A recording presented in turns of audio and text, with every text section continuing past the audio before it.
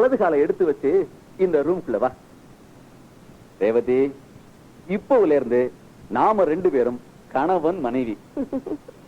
இப்ப இருந்து இல்லைங்க, காலையில நீங்க கழுத்தை தாலி கட்டின பிறந்து. உனக்கு இப்ப ஒரு விஷயம் தெரியுமா? நான் உன் கழுத்துல தாலி கட்டிருக்கவே முடியாது. என்ன என்ன சொல்றீங்க? ஆமா ரேவதி, கதையை கேளு. உங்க அப்பா 50 பவுன் நகை போடுறேன்னு சொன்னாராம். படுவாவி, அதுல பாதியத்தான் போட்டிருக்காரு. முழுசையும் போட்டாதான் கல்யாணத்தை நடத்த முடியும்னு எங்க அம்மா புடிவாதமா இருந்தாங்க. நான் தான் போனா போகுது, அதெல்லாம் சொல்லிட்டா கண்டிப்பா போட்டுருவாருன்னு சொல்லி சமாதானம் பண்ணி தாலியை கட்டினேன். இந்த பாரு, உங்க அப்பா கிட்ட சொல்லி பாக்கியையும் கொஞ்சம் சீக்கிரமா போட சொல்லு. நீங்க இதுக்கு தாலி கட்டாமலே இருந்திருக்கலாம். கடன் பாக்கியை விட வாழ்க்கை பாக்கி எங்களுக்கு வரமா இருந்திருக்கும். என்ன யோசனை பலமா இருக்கு? பயந்துட்டியா?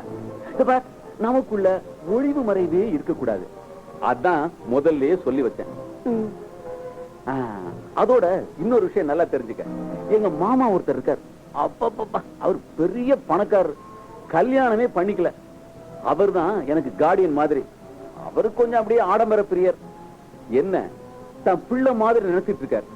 அவருக்கு இப்படி உங்க வீடு மாதிரி ஒரு சாதாரண ஒரு ஏழை வீட்டுல போய் பொண்ணு எடுக்கிறது கொஞ்சம் கூட பிடிக்கல. என்ன பண்றது, நான் உன்னை காதலிச்சு தொலைச்சுட்டேன். காதலிக்குது சரிங்க, ஆனா தொலைச்சிடாதீங்க. Leave it. இதெல்லாம் எதுக்கு இப்போ தேவையில்லாத பேச்சு? நமக்கு இப்போ முதலிரவு, இத நாம சந்தோஷமா கொண்டாடணும். இந்த கல்யாணத்துல இத்தனை தோஷம் இருக்குன்னு தெரிஞ்சிருந்தா நான் சம்மதிச்சே இருக்க மாட்டேன். ஏதோ 2-3 பொழுதும் நல்ல பொழுதா அமையணும். என்னோட வளையல் இங்கதானே கைட்டு வச்சேன், காணும். எங்க இந்திரன்? இந்திரன், அது என்னது பக்கத்து ரூம்ல விளக்குறியுது? இந்த கால நேரத்துல ரூம்ல விளக்க போட்டுட்டு இந்திரன் என்ன பண்றாரு? கூட அவங்க அம்மா வேற.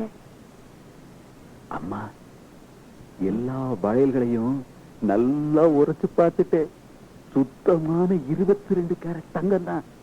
கவலையே படாதீங்க, கவரிங் இல்ல. நிம்மதியா இருக்கு. இந்த எல்லா நகைகளையும் கவரிங்கா போட்டு ஏமாத்திட்டாங்களோன்னு பார்த்தேன். வேலை, நீ பேங்க்ல அப்ரைசரா இருக்கிறதுனால உனக்கு தங்கம் எது பித்தளை எதுன்னு பார்க்க தெரியுது. சரி, வளையல கொண்டு போய் எடுத்த இடத்துல வச்சது எழுந்திர போலாம். என்ன அம்மாவும் பிள்ளையுமா என் நகைகளை உரக்கல்ல உரைச்சு பாக்குறாங்களா? இவங்க 2 பேரோட தரத்தையும் நான் உரக்கல்ல உரைக்காமே பாத்துட்டேன். இந்திரன், நீங்க தங்கம் இல்ல, கவரிங் கூட இல்ல, பித்தளை. ரேவதி, ரேவதிமா, எழுந்துடா கண்ணு. இந்த பார், விடிஞ்சு போச்சு. முதல்ல குளிச்சுட்டு போய் காஃபி போட்டு எடுத்துட்டு வாமா. பாவம், அம்மா உனக்காக காத்துட்டு இருக்காங்க பாரு. விடிஞ்சாச்சா? தெரியவே இல்லைங்க. நான் போய் தலை குளிச்சுட்டு வரேன். உங்க அம்மா பாவம் இல்லை, நான் தான் பாவம். ரேவதி, இரு இரு இரு இரு. என்னது மூணி கையோட இருக்க? இந்தா, நேத்து நீ கழட்டி வச்ச வளையல் போட்டுக்கோ. இல்லன்னா இங்க வா, பக்கத்துல வாண்டறல்ல, நானே போட்டு வரேன்.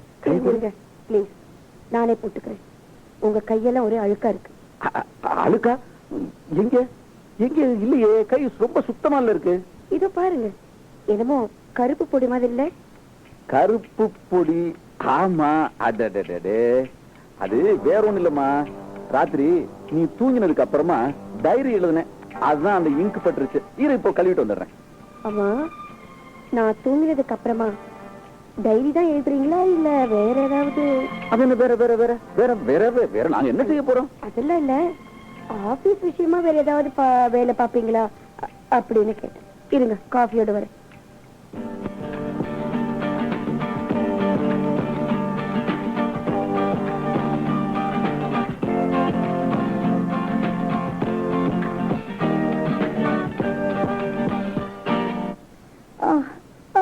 அம்மா அம்மா, தலை வலிக்குதே. அப்பா, தலை ரொம்ப வலிக்குதே, தாங்கவே முடியலையே. அம்மா, இந்த வீட்டுல என்ன யார் கவனிச்சுக்கிறாங்க? அப்பா, ஊர்ல எல்லாரும் கேக்குறாங்க, மருமக டாக்டருக்கு படிக்கிறாளே, உங்களை கவனிக்காம ஏன் காலேஜுக்கு போறான்னு கேக்குறாங்க. அம்மா தலைவலிக்குதே. அம்மா அம்மா என்னம்மா அது? ஏமா இப்படி துடிச்சிட்டு இருக்கீங்க? ஆமா, இந்த வீட்டுல உங்களை கவனிக்க யாருமே இல்லையா? இந்த ரேவதி எங்கதான் போய் தொலைச்சா? ரேவதி, ரேவதி இதோ வந்துட்டே இருக்கேங்க. இந்த பாரு, அம்மாவுக்கு தலைவலி மாத்திரை குடுத்துட்டேங்க. பிரஷர் செக் பண்ணினேன், ஒன்னும் ப்ராப்ளம் இல்லைங்க. ரெஸ்ட் எடுத்தா சரியா போயிடும். அலட்டிக்காம. பாத்தியாடா பாத்தியாடா, நான் அலட்டிக்கிறேனாமே, உன் பொண்டாட்டி சொல்றத பாரு. அம்மா, நான் அப்படி அந்த அர்த்தத்துல சொல்லல. ஸ்ட்ரெயின் பண்ணாம இருந்தா போதும். அதான். அப்போ நான் வேணும்னு கத்துறேனா? ஐயோ, இத பாருங்க, எனக்கு காலேஜுக்கு லேட் ஆயிடுச்சு. இன்னைக்கு முக்கியமான ஒரு கேஸ் இருக்கு. நான் ஹாஸ்பிட்டலுக்கு போயாகணும். ஆமாண்டிமா, ஆமா. நான் முக்கியம் இல்ல, உனக்கு உன்னோட கேஸ் தான் முக்கியம். உனக்கு வா அப்பா, எனக்கு மூளைக்காய்ச்சல் வந்து நான் சாக போறேன். ஏன் வேண்டதெல்லாம் கற்பனை பண்ணி பேசுறீங்க? எங்க அம்மா பேசினா அது கற்பனையா? ஏன் பேச மாட்டீங்க நீங்க? நீதான் கற்பனை பண்ற. ஆமா, தெரியாம தான் கேக்குறேன். உங்க அப்பா போடுறேன்னு சொன்னார்ல நகை 50 பவன், அதுல இன்னும் பாக்கி இருக்கே, மறந்துட்டீங்களா? என்னங்கடி அப்பனும் மகனும் சேர்ந்துட்டு கற்பனையில கதை பண்றீங்க? ஏன் இப்படி புரியாம பேசுறீங்க? அதுக்கும் இதுக்கும் என்ன சம்பந்தம்? ஆமாண்டிமா, ஆமா. நாங்க சம்பந்தமே இல்லாம பேசுறவங்க தான். இந்திரன் சொன்னானேன்னு உன்னை என் மருமகளா ஏத்துக்கிட்டேன்.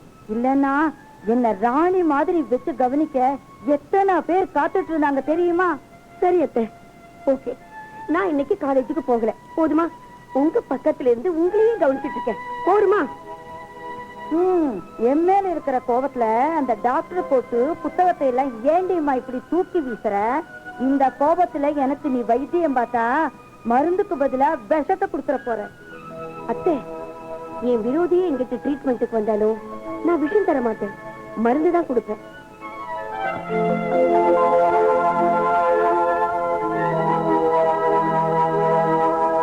ரேவதி, ரேவதிமா, இங்க வாயேன்.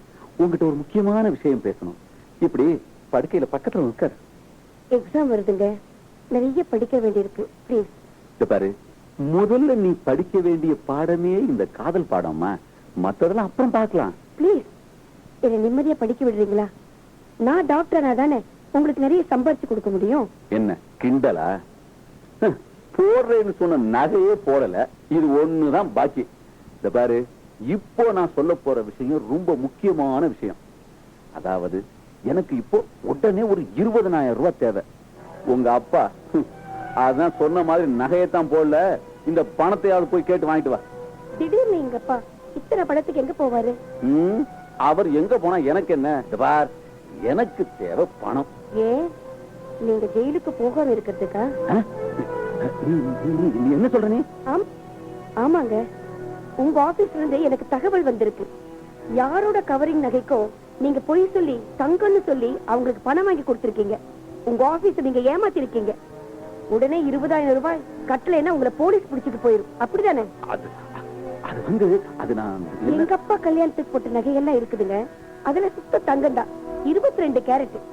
முதலிரவு அன்னைக்கு நீங்களும் உங்க அம்மாவை உரக்கல்ல போட்டு உரைச்சி பாத்தீங்களே, பார்த்து சர்டிபிகேட் கொடுத்தீங்கல்ல, அந்த நகை தான். அதை எடுத்துக்கோங்க, 20,000 ரூபாய் சுலபமா கிடைக்கும். ரேவதி, அது வந்து அது அது உங்க வீட்டுல போட்ட நகை. ஏன் எடுத்த என்ன? ஏன் ஒரிஜினல் நகையெல்லாம் எடுத்து வித்துட்டு அதே மாதிரி போலி நகைகளை பண்ணி என் பெட்டியில வச்சுட்டீங்கல்ல, அந்த போலி நகைகளுக்கு பணம் கிடைக்காதுன்னு பயமா?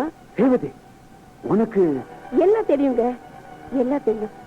எனக்கு நகைகளை உரைச்சு பார்த்ததா தெரியாம இருக்கலாம், ஆனா ஏமாத்துறவங்களை என்னால கண்டுபிடிக்க முடியும். என்னடி பெருசா ஏமாத்திட்டோம்? அது என்னோட பையனுக்கு தந்த சீதனம். அத நாங்க விப்போம், அடமான வைப்போம். அத பத்தி உனக்கு என்ன? ஏன் புருஷன் கஷ்டப்பட்டப்போ என்னோட நகைகள் எல்லாம் கழட்டி கொடுத்தபடினா? ஓஹோ, அப்போ கலெக்டர் பிசினஸ் தலைமுறை தலைமுறையா அங்க நடந்திருக்கா? பாவம், மாமா ஒரு வழியா மேல போய் சேர்ந்தார். பாத்தியாடா சிமிரா பேசுறத? இவ்வளவு உனக்கு சம்பாதிச்சு போட போறா? கழுதிய வீட்டை விட்டு துரத்துடா. வேற ஒரு நல்ல பொண்ணா நானே பார்த்து உனக்கு நான் கட்டி வைக்கிறேன், ஈரோடையும் சேனத்தையோடையும். அத்தை, முதல் மனைவி உயிரோடு இருக்கும்போது இன்னொருத்தை கட்டினா சீரோட செனத்தியோட புது மருமக மட்டும் இல்ல வெலங்கோட போலீஸும் வரும். தெரியுமா உங்களுக்கு? சரி சரி சரி, இந்த பாருங்க, இந்த பேச்செல்லாம் எதுக்கு இப்ப தேவையில்லாம. இந்த பாரு ரேவதி, நீ இப்ப என்ன பண்ற தெரியுமா?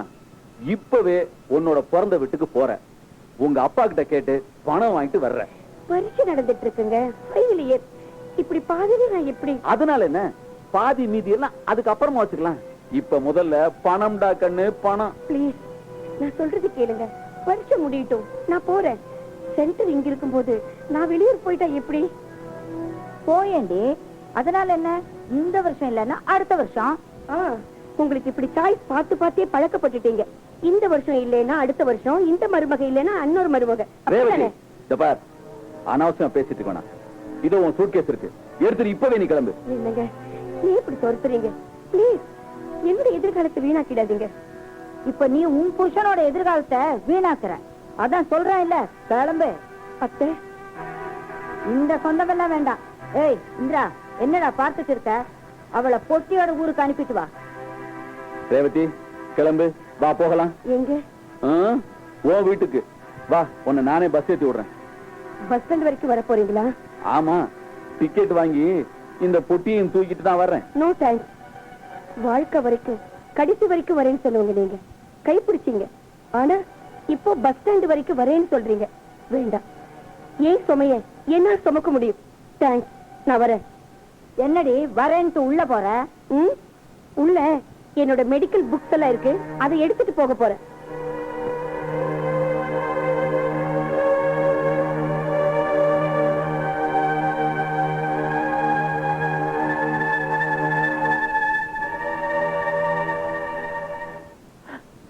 ரேவதி, அன்னைக்கு ஒன்னு நானும் எங்க அம்மாவுமா சேர்ந்து வீட்டு விட்டே துரத்திட்டோம்.